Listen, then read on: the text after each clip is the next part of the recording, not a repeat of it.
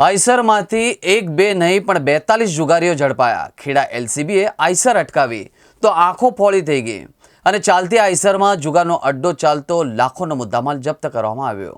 મૌદા ડાકોર રોડની ઉધરા ફાટક પાસેથી પસાર થતી આઈસર ટ્રકને અટકાવી તપાસ કરતા જુગારધામનો પર્દાફાશ થયો હતો।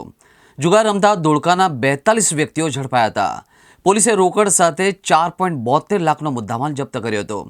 ખેડા લોકલ ક્રાઇમ બ્રાન્ચ પોલીસની ટીમે ગતરાત્રે મહુદા ડાકોર રોડની ઉધરા ફાટક પાસેથી પસાર થતું શંકાસ્પદ આઈસર ટ્રકને અટકાવ્યું હતું।